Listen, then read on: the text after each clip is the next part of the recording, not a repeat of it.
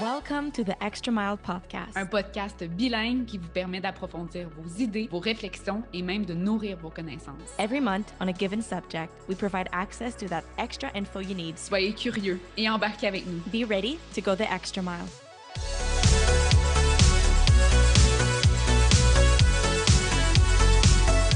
All right, so hey everyone, welcome back to another episode of the Extra Mile, the Extra Milers. We are the Extra Milers, but the Extra Mile podcast. So happy New Year to all, and we're so happy to be introducing this podcast with two amazing guests. We can't wait for them to introduce themselves to you as well. Marie-Philippe, do you have a word in particular you'd like to say for the New Year's? Well, I just want to say, I feel like 2022 was such a big year, and I can't wait to see where we're going to go with this podcast and where all the people we're going to meet in 2023, including the two guests that we have today. So yeah, super thrilled for that. Actually, what we wanted to do is start off the new year by talking about success. And often success is associated with discipline and consistency. And we all know this saying, you become the 1% by doing what 99% of people won't do, which is true. And I swear, I'm pretty sure that these two men who are on the call with us tonight, whatever, they've heard that and they believe that too. So without further ado, Felix and Max are together, are with us actually on this call. Yeah. And we'd like for you guys to introduce yourselves, just a few words on who you are, what your passions are, and what brings you to be a professional athlete to this day, and as for the past as well. Yeah, let's start with Felix. Let's go ahead with Felix. All right. Well, I am Felix Wright, and from Cleveland, Ohio. Currently, I actually lived in Canada, in Hamilton, Ontario, for a bit. Near me. I'm in Oakville. With the Ticats, and I loved every minute when I was up there. Then lived in Cleveland now, and played here, and then ended up retiring here after playing, a couple of years in the league. I tell you, I'm excited, and just thinking about all day what I was going to say about the consistency and things like that, and I'm looking forward to the show. It's gonna be nice. Thanks for being here, Felix. Mm-hmm. What about you, Max? Welcome to the show. Thank you. So yeah, I'm Max Lagacé. I'm a professional hockey player, still playing. I've been playing in a couple organizations. Currently, I'm with the Tampa Bay Lightning organization. So it's hockey's part of Canadians. So I guess I've been playing ever since as long as I can remember. So it's a dream to be playing the sport I love so much. Still to this day at 29 years old. So, but yeah, that's pretty much it. That's Which is awesome. Hats off to you for making it there, both of you, because Felix, you haven't talked about the past, but I did a bit of research. I must admit, my boyfriend is the ultimate football fan. Really? He also likes hockey, Max. Okay, so don't worry. Yeah, my boyfriend loves football. Oh my God, he has me wear his jerseys when the Steelers play. Okay, so he's a Steelers fan. Yeah, he is. Okay. So I was about to say that I did do my research just to introduce you to the people who are listening. You're a former professional American football player. You played defensive back, if I'm not mistaken, Yes. From 1985 to 1992. Is that right? Yes. All right, good. And for the Cleveland Browns and also the Minnesota Vikings in the NFL. Yes, That's and awesome. I played one game with the team I grew up loving, and that was the Kansas City Chiefs. I played in a playoff game, and that was actually my last game I played in the playoff game, and it was actually against the Buffalo Bills, which is just right down the street there. No pressure. No pressure at all. That's exciting. That's so fun because what I like about this episode is that we don't often get the chance to talk to people who have made it so far. Of course, you guys are in the fields, you're in the industry, whatever. You guys get acquainted to all those people, but we like to ask you a few questions of how you make it to success, because both Marie-Philippe and I have the entrepreneurial kind of skills. We're very ambitious, and we bet you that the people listening to the podcast are as well. But we want to know that about the journey to becoming a successful athlete. We know that it commands to having, a tough, rock solid mindset. You have to go through the challenges and, not talk back to the discipline. So I'd like to hear you guys on, your definition of consistency, discipline. And I just want to add to that before we dive into your answers, for the extra milers listening to us. Really, the goal of this episode is to be able to translate whatever skills, discipline, motivation you need to be a professional athlete is something that is super accurate for you in your day-to-day life. Right. So whatever Felix and Max will say today, I think it's something that you can take home and use for your own benefit, whatever, if you're an athlete or not, I think it is relevant. Right. And so I'm so excited to hear you about. So back to you. Max, go ahead. Yeah, sure. I mean, like, when you're in it, you don't really realize it, like Felix said pre-show. I've been trying to think of what I'm gonna say, because I've been doing this for so long, like so is Felix. So it's like, what took me there? I was trying to think about that, like what the journey. What do you say exactly? But honestly, like the cliche, I guess, is like putting in the hours, right? Like you just sometimes you're gonna wake up and you just don't want to put in the hours. You just don't want to show up. And like you said, it translates to pretty much everything you do in life. Right. If you go to work at the office, exactly, you're tired, your body's not following, you're sick, I don't know, anything. It's just showing up and do the extra things, the little things that is going to take you one step further. And honestly, like, that's the only way you're gonna, impress the right people.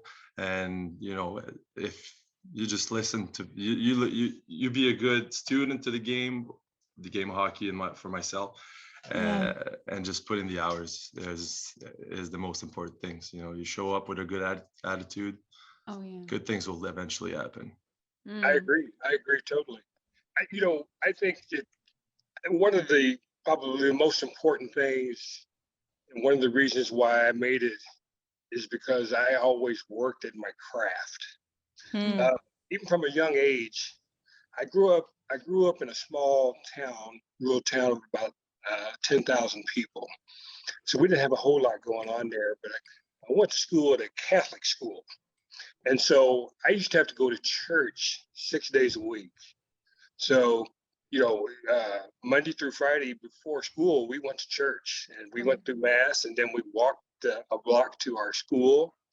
And then, and obviously we had Saturdays off. And then, we had to go to church on Sundays, and then we started it all over again on Monday. But I remember those days because I remember just always dreaming and thinking about sports when I was a youngster. Right? When I was a youngster, and I don't know why, there was no rhyme or reason, because I had uncles that played sports, but they didn't play professionally. They played, in college.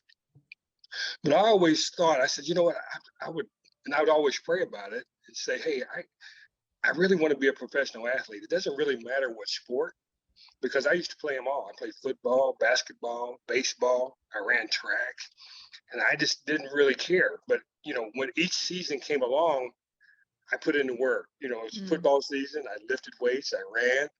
Basketball season, I worked on my jumper. Baseball season, I worked on my hitting. And actually, I was a better baseball player. That was probably my best sport. But it's also the sport that I also got hurt the most in, for whatever reason, which is kind of strange, because I always broke wrists sliding into home. Our second base, I broke a couple of wrists because I didn't lift my hands up. And I got more hurt in baseball than I did in football. So in high school, I became an all-state baseball player at shortstop. But in football, I was just an all-conference player. So I got better honors as state recognition as a baseball player than I did a football player. But like I said, I worked on my craft every day. And what you find is when you find a little success in those sports, you find out that you really got to be dedicated to yourself, because it's hard to get anybody else to maybe have that same dream, to be able to put that same work in, because if you don't have any interest in that, you're not going to put the work in. And Felix and Max, I kind of want to ask you both this, because from what I'm hearing is consistent effort are really important. So how do you differentiate motivation and discipline, and how do you stay disciplined when you're not motivated? Because this happens. Like, we're not always motivated. We're not always super hyped about what we're doing. So how do you stay disciplined? That's a harder, I mean, it just goes back to, always showing up. I feel it all starts with your attitude, facing adversity, facing new stuff. I think for myself, it was finding the spot of, because when you grow up, like Felix said, like there's so many guys you look at around you. There's exactly like Canadian, like I was saying earlier, like so many hockey players. Like how am I gonna like differentiate myself exactly away from the other guys? And like it took a long time to like to see where the gap was between me and my other buddies that played the game. And that must have been hard on you to like keep on grinding, even though you weren't seeing that gap and that differentiate factor. 100%. I'm sure that Felix can relate, but there's days you're like, okay, I'm retiring right now. Like that's just it. Wow. But it's just putting in the time and to show up whenever, even when you don't want to. That's where a professional athlete who's gonna make it is gonna put in the time to go further. And do more than the guy is actually not going to make it, or he's going to make it, but not where he wants to. Interesting. Exactly. And like I said, in high school, I played 4 different sports. And like I said, my best sport was baseball. But what I did is that because I loved them all, I didn't really care which sport I went to the next level. But I knew that I wanted to go to the next level. And the only way I was going to be able to go to the next level, which is college, is that I had to be one of those sports, because we grew up, we didn't have any money. So I wasn't going to be able to go to school if I didn't get that scholarship. Wow. And so that was my goal, is to work for that scholarship, and that university or college that was going to choose me was going to determine that. And because football comes around the first sport of the year, and baseball comes at the end of the year, actually in the spring, I got a scholarship offer from a couple of universities, and Drake University actually won out. And that's how I became a football player, because Drake University came to me and says, "Hey, Felix, we think you're a pretty good player, and we'd like to invite you up for a visit, and we'd like to offer you a scholarship." And that's kind of how it happened. So the opportunity chose you, but you just took it, right? I took it. And we kind of took the first people call, because actually the baseball came around later, and we actually got a lot of offers, but we had already made it a commitment. So once I was chosen to play football, I put all my efforts and everything I needed to do to be successful as a college football player, but also to maybe give me an opportunity to get to the next level. And I went to a smaller school. I went to a D1 school at Drake University in Des Moines, Iowa, that in a smaller conference. It wasn't like the big, top 5 conference like the SEC, ACC, Big 12, Big 10, or anything like that. But went to a smaller school where we played smaller teams and just didn't get a lot of recognition. But if you're good enough, they're going to find you. So it doesn't matter. I got 2 nephews. I want to get back to that. If you're good enough, they're going to find you. Yeah. Elsa, please add on to this. I got 2 nephews right now. My brother's 2 boys, and you guys are gonna love their names, because right now they're on the crossroads of what they want to do, be football players or basketball players. And their dad was my younger brother. Their dad was a basketball player. He played at Kansas State, and he played overseas for 16 years in Europe. And so they're kind of going through that process now of, wanting to go to the next level and make those decisions. So I've helped them a lot, kind of see the light, and help them move forward with that. But also I have two younger brothers that actually played professionally as well, that I help kind of, once you got an older brother in the family, it kind of helps the younger brothers come along. But these two names that my two nephews have, the older one is named Always, and the younger one's name is All, and our last name is Wright. So always right. And all right. Love it. That's good. So, they'll be playing Major League Basketball. They'll be playing probably in the Big 12 or the Big 10 in basketball. So when you hear those names, you'll know who they are now. We will. Shining Absolutely. stars. I really love that. I love stories. And I want to get back on something you said earlier, and I think that's going to connect to you as well, Max. I don't know if you guys believe in manifestation or the law of attraction and putting it out there. I remember you saying, Felix, that when you were younger, you would just pray for this opportunity, play professional sports, whatever it was, because you were good at them all, but just have a sport in which you could excel and show your talents and have fun in. And it did come to you. You said that you seized an opportunity that came knocking at your door. And I love that, because I have strong feelings and beliefs about manifestation and the law of attraction. And I feel like this is just. Oh, I think she cut. Okay. Is it? Yeah. Oh, it's okay. No. I'll continue while so many times. She's sorry. Getting. It's okay. You're just you guys a little lost bit. Me.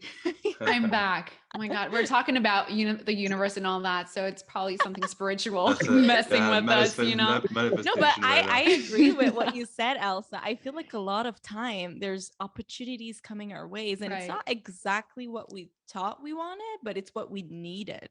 And then you seize this opportunity and you're like, holy cow, like this is what I needed. This is where I need to be.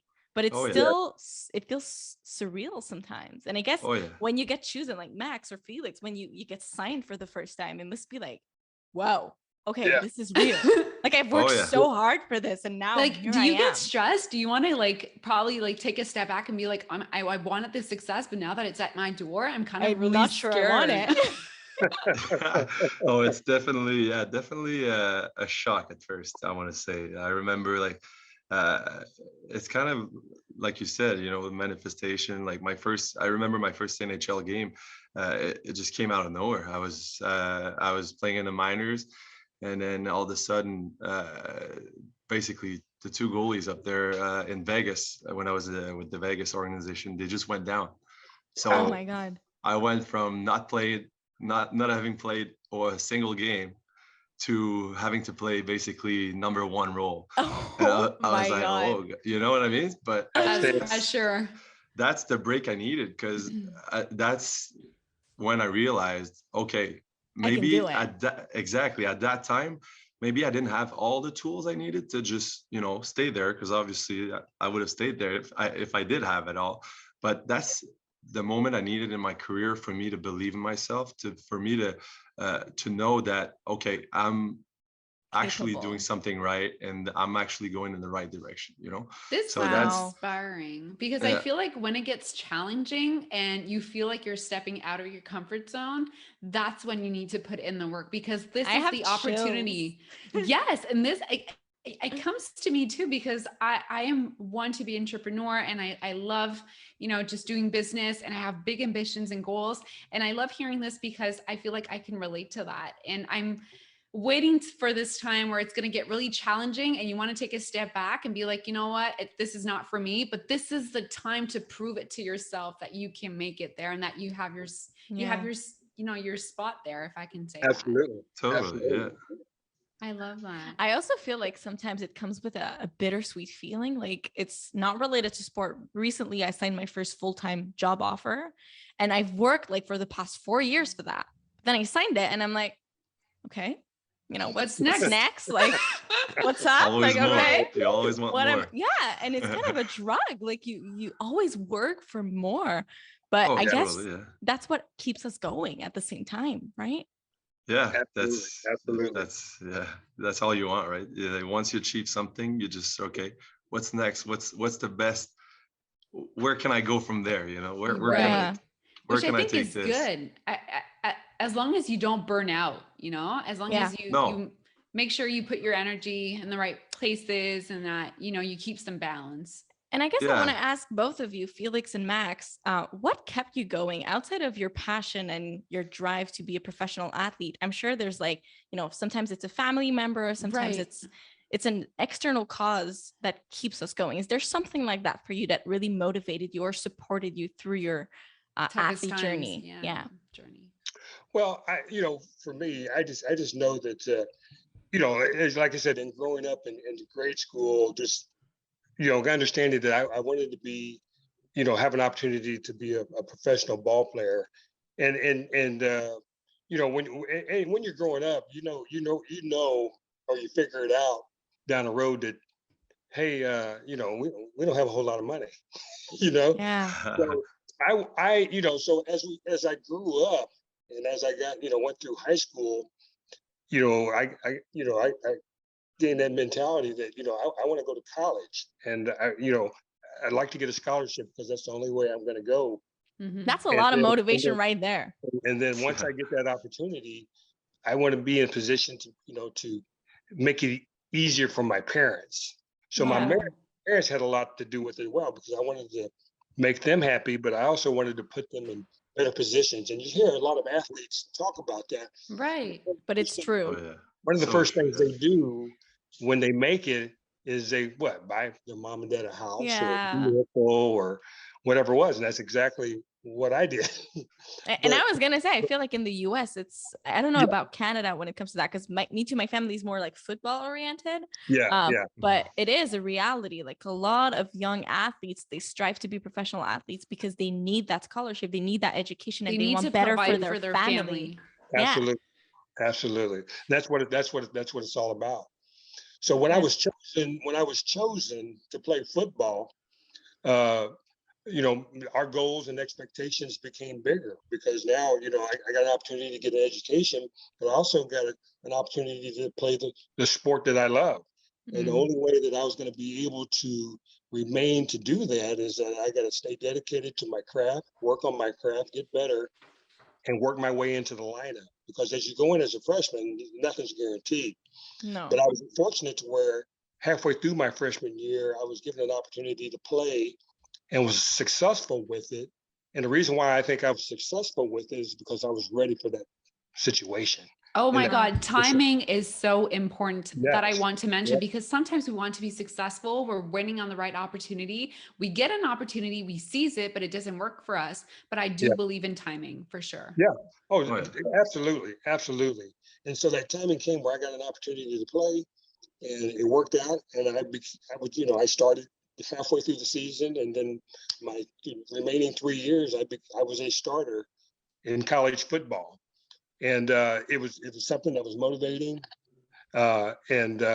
So obviously, going through that, having success at that level, it was quite obvious that I wanted to go to the next level. For sure. And wanted to. And so I was putting everything into it to get to that level. But as I told you, I went to a smaller school, and sometimes you don't get the exposure of some of the big schools, of the Michigans and the Ohio States and things like that. You don't get that exposure. So I wasn't given an opportunity when I graduated out of college. And so what I had to do is that I had to revert back to my education. So I went back to Missouri and got a job, and I became a teacher for 1 year. No way. Yeah. Oh, really? Became a Wow. teacher for 1 year. I taught history, and I coached football, basketball, and track. And Wow. one day, That's insane. when I was back there, I was a defensive back coach. And one day in the middle of the season, I had to go out and demonstrate a particular technique that I wanted a defensive back to do. Right. And Wow. because they weren't doing it correctly. And so I was out teaching, and I performed that skill that we were supposed to do. And after that practice, we went in and had a coaches meeting, as we always do after every practice. And the coaches all looked at me and says, "Why are you here?" And I'm like, "What are you talking about?" And they said, "You should be somewhere playing somewhere, Felix. That skill you did was just something that we've never seen before." And so I'm Damn. like, "Get out of here." I says, I'm working against high school kids. Stop it. But what happened is that it gave me an idea. So that evening I went home and I talked to my mom and I said, Mom, do you have my college school books from Drake? And she said, yeah, they're upstairs in the attic. Why? And I says, well, because there's a letter from an agent that I never responded to, and he never responded to me. Oh my God. That's Yeah. crazy. And this was it. Yeah. And she said, well, I'll go see if I can find him if we still have it. So we went and got the letter. And so what happened is that after that practice, those coaches kind of inspired me to move forward, because you know what, when I went to the high school and I started teaching and coaching, what I asked my athletes to do, I did. So I practiced basically what I preached, and I wanted them to be at the top of their game. And, you know, so whatever they did, if they ran 40-yard sprints or 100-yard sprints, I'd run it with them. So I stayed ready, stayed in shape. Be the example. Yeah. Yes. So what I did is I got the letter, and the agent's name was Elliot Lehman. And so I called him up, and he lived in Philadelphia, and I was in the small town of Missouri there. And I called him up and I said, hey, Elliot, this is Felix Wright. He says, I remember who you were. You never called me. And I'm like, well, aren't agents supposed to call players? And he says, yes, I probably dropped the ball on that as well. And I said, and I says, well, the reason for my call is because I'm looking for an opportunity. And I says, I think I'm ready, but I know after setting out a year that it's going to be maybe far-fetched, but I'm ready. So if you can find me an opportunity, and this is when they allowed this, you know, back they don't have free agent camps anymore. But I said, if you can find me an opportunity to go work out for somebody, we might be in business. And it was a little confidence, because I was like probably in the best shape I'd ever been. So he called me up the next day and he said, I got some good news and I got some bad news. And he said, which do you want first? And I said, well, give me the bad news. And he says, well, I got 2 workouts for you. I'm like, wow, what could be worse? What's the bad news? He said, what's the bad news? He says, well, they're both on the same day. He said, so you're going to have to choose which one you want to go to. I know Max is like, oh my God, I can feel that pain. Yeah, that's tough. That's a tough break, but hey, you make it work. So we had to either go to Buffalo or I could go to Houston. And since I lived in Missouri, Houston was closer, and on that high school salary, you know, I chose the closer place and I had to pay for it. But anyway, I stayed in shape and did what I needed to do, worked on my skill. I went to that camp. They had 400 people there. But Felix, I don't want to cut you off, but I just want to highlight something that you've been, this whole story for me, what I can see is the importance of having someone believing in you and someone giving you a hand and be like, hey, do you want to try this out? And I'm kind of curious to make a bridge with Max's story and see, is there someone, Max, in your story that you're like, oh my God, this person or this institution was like a role model for me to be like, okay, I can believe in myself. Other than, of course, I'm sure yourself, you were like believing in your abilities. Yeah. I want to hear, I want to hear you, Max. And then once you're done, I want to go back to something you said to me while we were doing the briefing together. Yeah. And it's going to add on to that probably. Go on. Yeah, for sure. But no, for me, I mean, like you said, there's always that one person, and it goes back to the story I was saying earlier when I played my first game in NHL. Like I was literally coming into the league and number 1 role basically, and I wouldn't say I was ready, because how can you be ready the day after? But obviously you're ready because you've been working for this your whole life. But that one coach, he would always, every day, like we'd watch every game, we'd watch basically an hour of the game, every little clip, and he'd show me like, oh my God, here, this is what you do good here, this is where you can do better and like better yourself. But just him taking the time to, you know, like show me every little thing, telling me here, you can do this, like just, it's that simple. You have to change that little thing here and everything's going to be much easier for you. Him taking all that time, I was like, so grateful. It was so grateful. And it was for game changer. Like, exactly. It was the one time in my career where I felt like man, you can make it here. Like And I you have a can really support system. exactly. Now, like Mm. somebody's telling you like you can make it to the NHL, which is like basically every little little Canadian dream, Dreaming of hearing right? that. So I was Yeah. like, okay, like I'm not that far, but there's always work to do. But there's that one person obviously Wow. took me, That's you know, crazy. my mentality Talking went about, a little higher.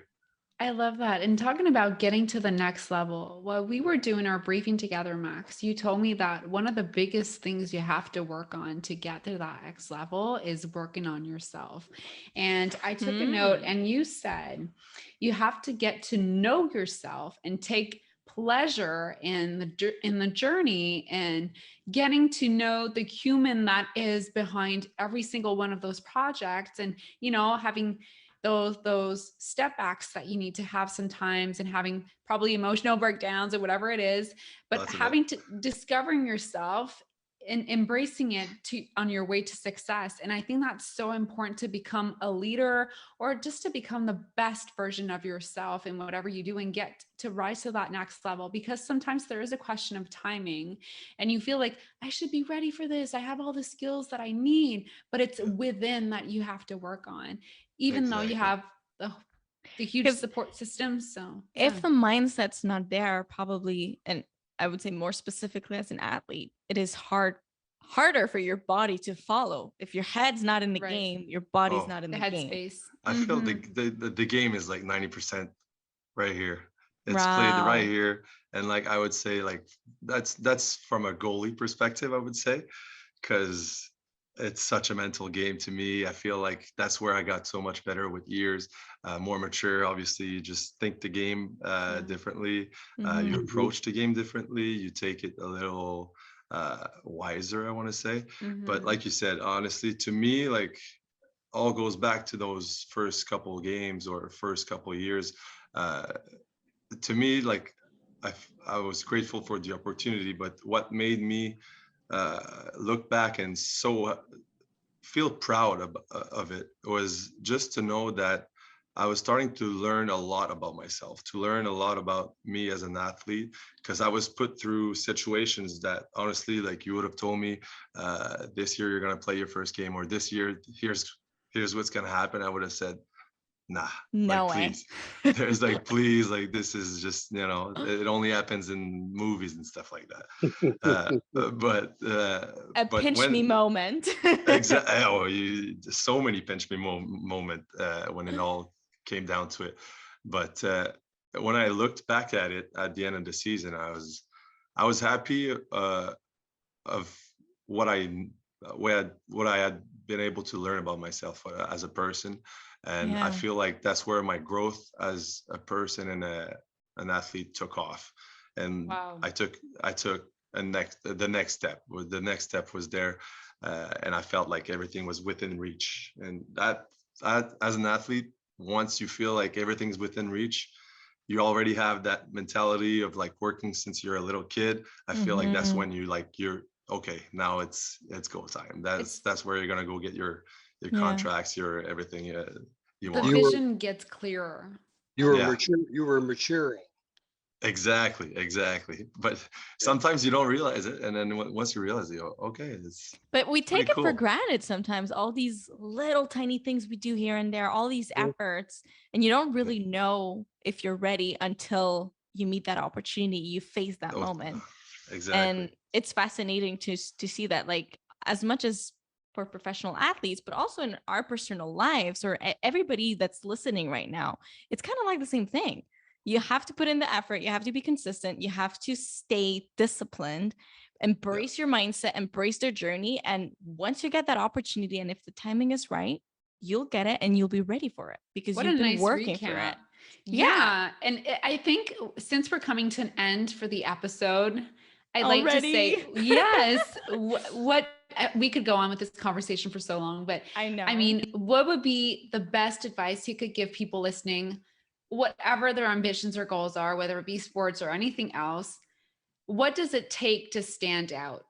either as a personal quality or as external circumstances? What does it take to stand out? And what is it going to take to, get uncomfortable and make it? Well, I think, when I go out and speak, sometimes I talk about how I made it. And one of the things I always say, you got to have these goals without distractions. You can't allow anything to distract you from that goal. And that's what happens to a lot of athletes, is sometimes the distractions get in the way, which keeps them from achieving their goals. But I was fortunate. I didn't allow any distractions to come in and play a role, because it would have derailed what I had planned for myself. Because from Drake University to coaching to getting an opportunity to play football again, the only way and reason I was given that opportunity was because I was ready. Okay.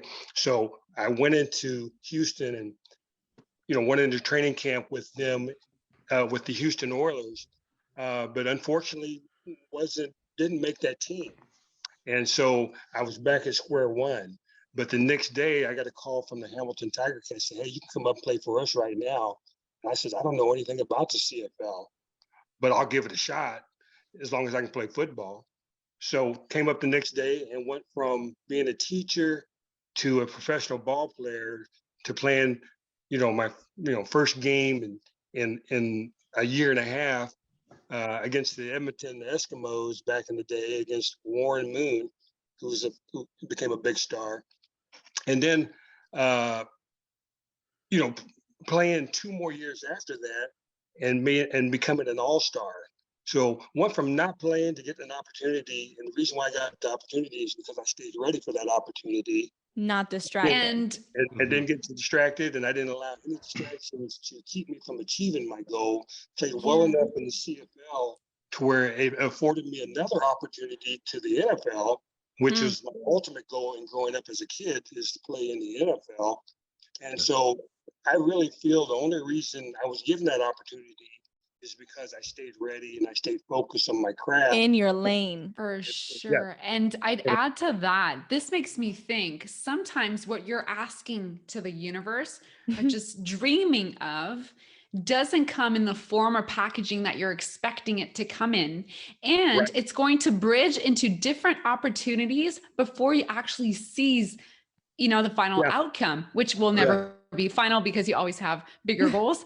But I really love that. Oh my God. Yeah. And what about you, Max? What's your number one advice? I mean, it's hard to put in better words than Felix did. I mean, you set yourself goals, and obviously there's always going to be, you think the path is going to be this way, but it's really going to be this way. It's not linear. Exactly. But the ones who actually make it, like Felix said, are the ones who don't let in to the distractions.